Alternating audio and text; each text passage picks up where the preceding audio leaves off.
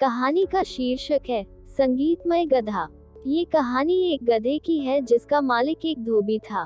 धोबी बहुत कंजूस था, इस वजह से वह गधे को ठीक से खाना नहीं देता था। खाना न मिलने की वजह से वह गधा कमजोर पड़ गया। कई बार धोबी उसे दूसरी जगह भेज देता ताकि वह जाकर घास खा सके।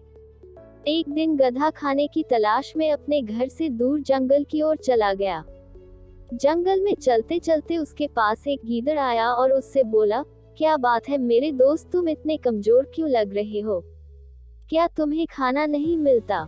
ये सुनकर गधा उदास हो गया और उदास होकर गीदड़ से बोला, मेरा जीवन बहुत दुखद है मेरे दोस्त। मेरा मालिक मुझे ठीक से खाना नहीं देता और इसी वजह से मैं कमजोर हो चुका हूँ।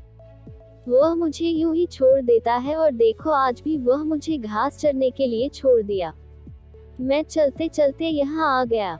ये सुनकर गीदड़ को भी उस गधे पर दया आ गई। तब उसने गधे से कहा, तुम चिंता मत करो, मेरे पास पेट भरने का बहुत ही अच्छा इंतजाम है। यहाँ से कुछ ही दूर एक बाग है, उस बाग में स्वादिष्ट सब्जियाँ और फल है। वह सब्जी और फल खाकर हम वापस से तंदुरुस्त हो सकते हैं। मैं तो वहीं जाकर अपना पेट भरता हूँ। उस बाग में जाने का एक छोटा सा रास्ता है, चलो आओ मैं तुम्हें वहाँ लेकर जाता हूँ। गधे को गीदड़ की बात अच्छी लगी और उसे भूख लगी थी। इस वजह से वह गीदड़ के साथ बाग की ओर चला गया। चलते हुए दोनों बाग के नजदीक पहुँच गए। फिर गीदड़ ने उससे कहा, अब इंतजार की घड़ी खत्म हो चुकी है मेरे दोस्त। आज तुम ऐसे स्वादिष्ट और लजीज फल सब्जियां खाओगे जिसे तुमने कभी नहीं खाया होगा। चलो आओ मेरे पीछे, मैं तुम्हें अंदर लेकर चलता हूँ। ये कहकर वह गीदड़ अंदर चला गया और उसके पीछे पीछे वह गधा भी अंदर चला गया। बाग के अंदर जाते ही गीदड़ ने देखा कि वहाँ ढेर सारी सब्जियां और फल थे।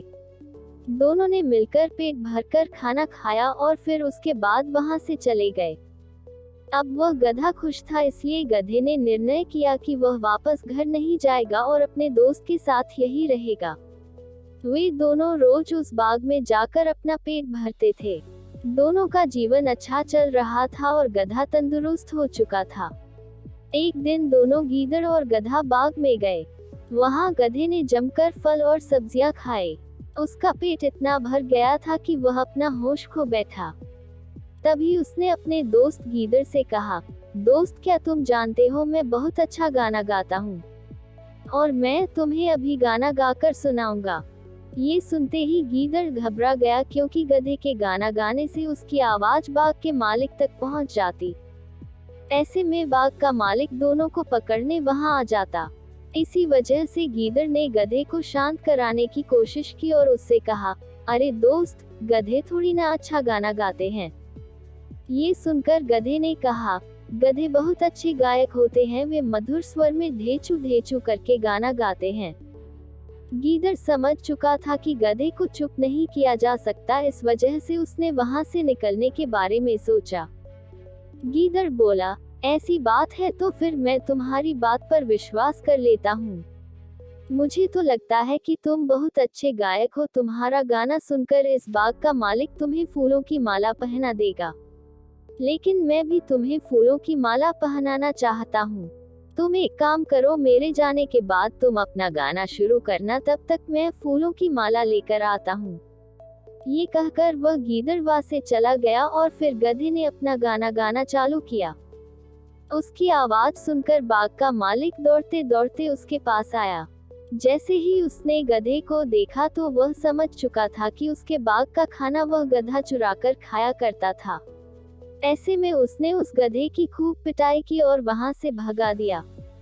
इस कहानी से हमें ये सीख मिलती है कि अगर कोई हमें हमारी भलाई की बातें कह रहा है और कुछ अच्छी बात समझाने की कोशिश कर रहा है तो हमें उसकी बात माननी चाहिए।